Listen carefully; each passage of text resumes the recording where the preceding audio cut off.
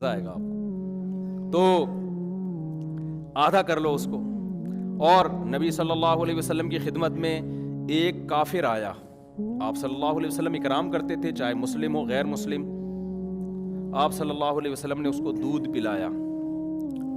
ہمارے یہاں دودھ پیا جاتا ہے ناشتہ کرنے کے بعد، 2 پراٹھے کھانے کے بعد پھر آپ 1 گلاس دودھ پیتے ہیں اور کہتے ہیں کہ کیلشیم ملے گا، فیٹ ملے گا. کچھ بھی نہیں ملے گا اس سے، ٹھیک ہے، کہ اس کے کھانچے کہیں ہیں ہی نہیں جہاں جا کے یہ فٹ ہو. ہم جو نبی کی سیرت میں دودھ دیکھتے ہیں نا، اس میں 2 چیزیں نظر آتی ہیں ہمیں. ایک تو شدید بھوک میں بھوک مٹانے کے لیے دودھ پیا گیا ہے، یعنی دودھ ایز اے کھانا استعمال کیا گیا ہے.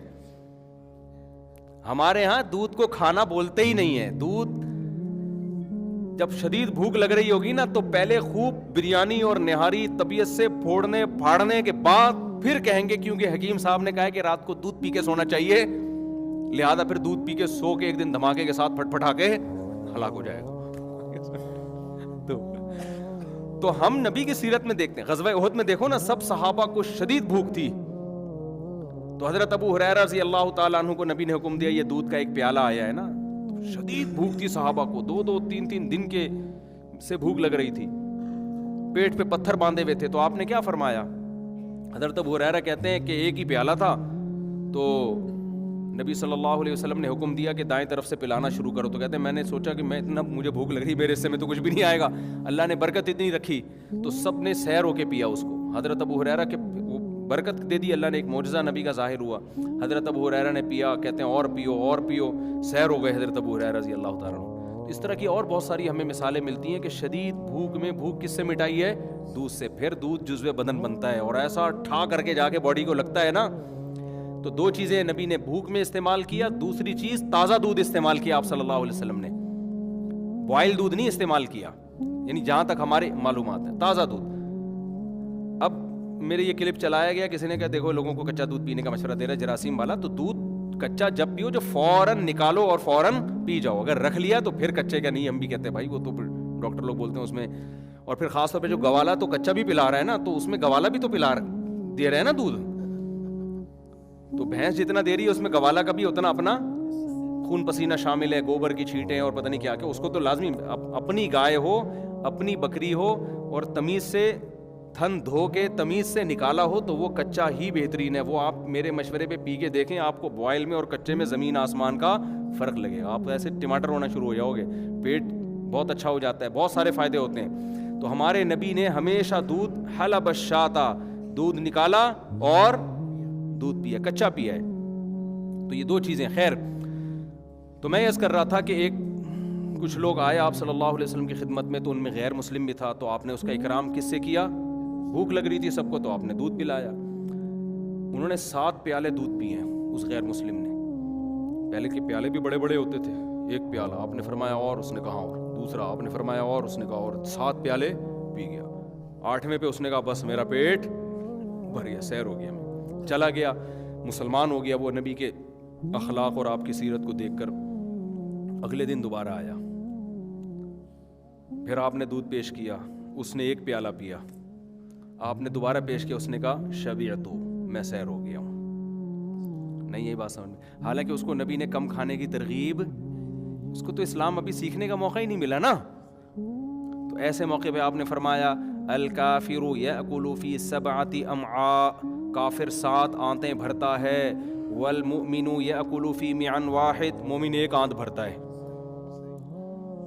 کیا مطلب؟ مومن کی خوراک کافر سے 7 گنا کم ہوتی ہے. ان صحابی کو نہ یہ پتا تھا کہ اس کو میڈیکلی مجھے کوئی فائدہ ہوگا اس کا، یہ بھی نہیں معلوم تھا. کوئی ڈاکٹر تھے اس زمانے میں سمجھانے والے؟ نہ انہوں نے نبی سے کم کھانے کی ترغیبیں سنی تھیں. کیا مطلب؟ اب حدیث کا آج لوگ کہتے ہیں کہ آج تو کافر کم کھا رہا ہے، مسلمان طبیعت سے پھوڑ رہے ہیں. تو یہ تو معاذ اللہ حدیث غلط ہو گئی. پھر تو خوب سمجھو حدیث کا منشا کیا ہے، کہ مسلمان شہوت پرست نہیں ہوتا، کافر شہوت پرست ہوتا ہے. اس کی خواہشات رکتی نہیں ہیں، تبھی کھایا جائے گا کھایا جائے گا. آج جو کافر کم کھا رہے ہیں نا، ان کو ڈاکٹر لے کر آئے ہیں اس پر. جبکہ مسلمان اگر کم کھاتا ہے ڈاکٹروں کے مشورے کی ضرورت نہیں ہے، اس کی ویسے ہی اللہ نے دنیا سے بے رغبتی رکھی ہے کہ بھائی کیا ہے سارا دن جگالی کرتے رہو بس. ٹھیک ہے نا، چند دیوالے ہو گئے، نیند بھی کم آتی ہے اس سے، انسان کم کھاتا ہے تو چاقو چوبند رہتا ہے. تو جتنے بھی ہمارے اکابر بزرگ گزرے ہیں ہندوستان میں, آپ دیکھ لیں ان کی خوراکیں بہت تھوڑی تھیں. کیوں تھوڑی تھیں بھائی؟ وہ ان کو دین کے کام کرنے ہیں. وہ کہتے ہیں زیادہ کھاؤ تو نیند آتی ہے, تو کھاؤ اتنا نا جتنا افورڈ کر سکو. تو خواہشات سے انسان نکل جاتا ہے. تو آج جو کافر تھوڑا کھا رہے ہیں نا, وہ ڈاکٹروں کی رپورٹیں ہیں, ڈاکٹروں کے مشورے ہیں. ورنہ اگر صحت کا معاملہ نہ ہو تو پھر کافر خواہشات نفسانیہ میں زیادہ ہوتا ہے, مسلمان کم ہوتا ہے. تبھی تو دیکھ لو نا زنا کتنا زیادہ ہے وہاں پہ. وہ تھوڑی عورت کے بغیر گزارا کر سکتے ہیں. یہاں 30-35 سال عمر ہو جاتی ہے, شادی نہیں ہوتی, اور گزارا بہت سے لوگ چلا رہے ہوتے ہیں. تو مسلمان میں آج بھی خواہشات نفسانیہ پہ کنٹرول دوسروں کی نسبت زیادہ ہے. بات یہ ہے کہ ان کو موٹیویشن مل رہی ہے ڈاکٹروں سے, ہمیں نہ مذہب سے مل رہی ہے اور نہ ڈاکٹروں سے مل رہی ہے. ڈاکٹر صاحب کو آپ کسی دعوت میں لے جائیں, آپ سے زیادہ ڈبل, وہ ڈاکٹر جو میرا بیان نہیں سن رہے ان کی بات کر رہا ہوں, وہ آپ سے زیادہ ڈبل, آپ جائیں وہ سگریٹ پی رہے ہوں گے.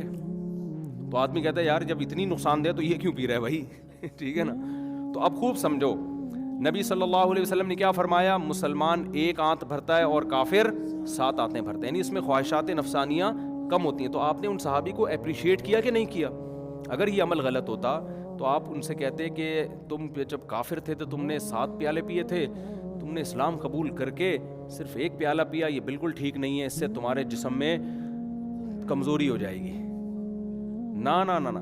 حالانکہ نبی صلی اللہ علیہ وسلم امت مسلمہ کو کمزور دیکھنا نہیں چاہتے. اگر یہ چیز کمزوری کا سبب ہوتی تو ہمارے نبی کیا فرماتے کہ کمزور مومن اللہ کو طاقتور سے زیادہ محبوب ہے, لہذا کم کھاؤ تاکہ کمزور ہو جاؤ.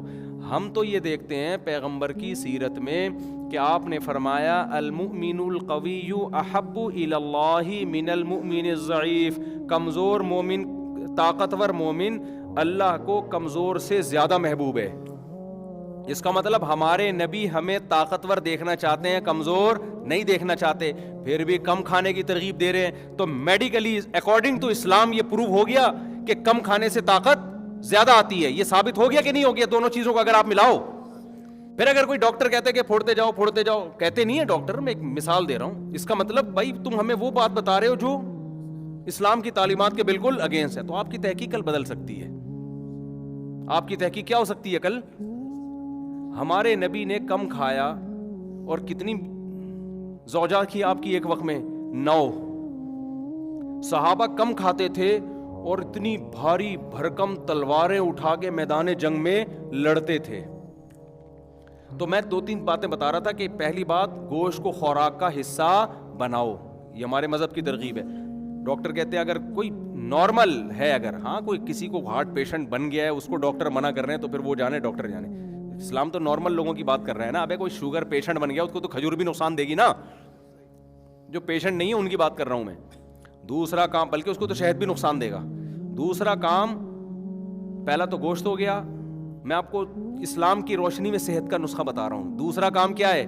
کم کھاؤ, پھوڑو نہیں, یعنی بھوکے رہو, سمجھتے ہو.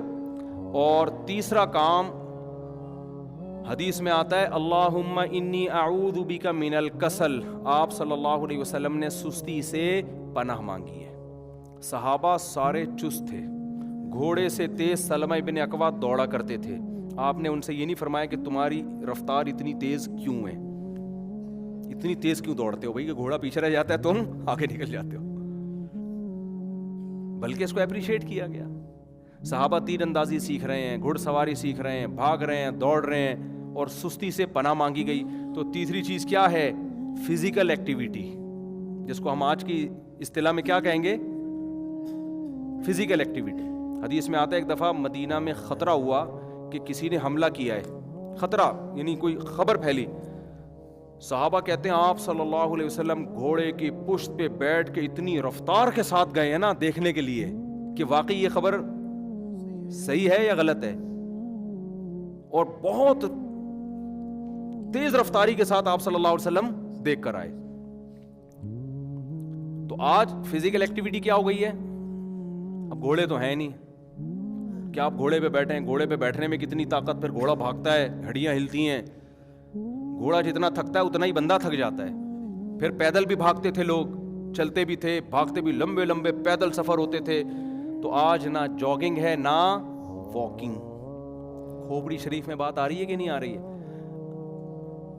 آپ کہہ سکتے ہیں جاگنگ کی الگ سے کوئی ترغیب. بھائی جو کام اسلام چاہتا ہے وہ اگر اس کے بغیر نہیں ہو رہا تو پھر یہ چیز خود بخود اس ترغیب میں داخل ہوگی کہ نہیں ہوگی؟ اللہ آپ کو چست دیکھنا چاہتے ہیں. سستی سے حدیث میں پناہ مانگی ہے, تو جو کام سستی کا ذریعہ اور سبب بن رہا ہے اس کام سے بھی پناہ مانگی ہوگی کہ نہیں ہوگی؟ تو یہ 3 کام ہو گئے, اور چوتھا بھی ایک ایڈ کر لو اس میں, سونے کی ترتیب. وہ میری اپنی نہیں بنی ہوئی تو میں اس لیے زیادہ نہیں اس پہ بولتا, کیونکہ ہم بھی کراچی میں ہے نا, سارا سونے جاگنے کی ترتیب کی ایسی کی تیسی ہوئی ہے. لیکن ہمارے نبی نے ترغیب دیر سے سونے کی دی ہے یا جلدی سونے کی دی ہے؟ کائنڈلی تھوڑا سا بتا دیں. اور دیر سے 12 بجے اٹھنے کی ترغیب دی ہے یا آپ تو رات کے آخری حصے میں نماز پڑھا کرتے تھے. تو یہ 4 کام سونے جاگنے کا نا, یہ جو سونا کا 9 بجے ٹائم ہے اصل سونے کا, جو میڈیکلی بھی ایسی ثابت ہو گئی. تو یہ 4 کام تمیز سے. اور دوپہر قیلولہ لازمی کیا ہمارے نبی صلی اللہ علیہ وسلم نے, اور آپ نے فرمایا قیلوا فإن الشیطان لا یقیل, قیلولہ کیا کرو, شیطان قیلولہ نہیں کرتا, سارا دن جاگتا ہے شیطان, اس کے کام بہت ہے نا. شیطان جو ہے نا کبھی بھی آرام نہیں کرتا. تو اگر آپ آرام نہیں کرتے, ہر وقت کام کام, قائد اعظم نے فرمایا تھا کام کام اور بس کام, تو قائد اعظم کا یہ مطلب نہیں تھا. ان کا تھا کہ سونے کے بعد جتنا ٹائم اٹھو تو کام میں لگاؤ, وہ مزید سونے میں نہ لگاؤ.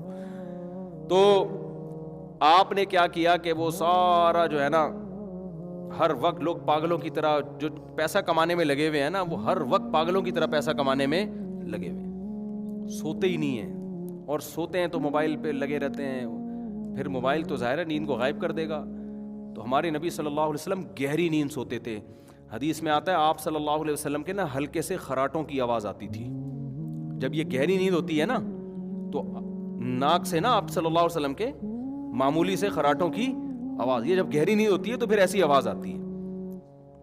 تو آپ صلی اللہ علیہ وسلم اور آخری عمر میں جسم مبارک بھی تھوڑا سا بھاری ہو گیا تھا, تو گہری نیند سویا کرتے تھے آپ صلی اللہ علیہ وسلم. تو ہمارے ہاں ان چیزوں پہ عملی. خیر میں یہ عرض کر رہا ہوں کہ 4 کام کر لو تو انشاءاللہ جیسے تمام دوائیں بچوں کی پہنچ سے دور ہوتی ہیں تو تمام دوائیں بڑوں کی پہنچ سے بھی کیا ہوں گی, دور ہوں گی.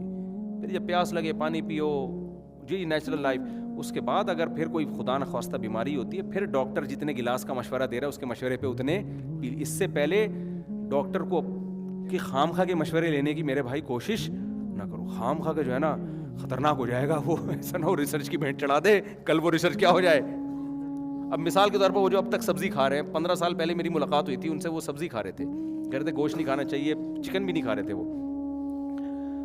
تو اب اگر بالفرض ریسرچ چینج ہو گئی, نہیں جی گوشت کھانا چاہیے سبزی نہیں کھانی چاہیے, تو وہ تو کہیں گے یار ہم نے تو 20 سال کیا کر دیے, لوگ دعوتوں میں چکن بھی پھوڑ رہے ہیں, دمبے بھی چربی ڈال ڈال کے پکا کے پھوڑ رہے ہیں, اور ہماری ایسی کی تیسی, محروم ہو گئے. تو ہندو رہتے ہوں گے 90 سال 100 سال, مجھے نہیں پتا اس کا, سبزی سے رہتے ہیں, لیکن گوشت, ہمارے نانا ماشاءاللہ گوشت کھورتے ہیں, 99 سال میں انتقال ہوا ہے, وہ بھی اللہ کی قدرت تھی, تو ورنہ اتنی صحت تھی ان کی. تو رپورٹ ہے, تو آپ کو ہر طرح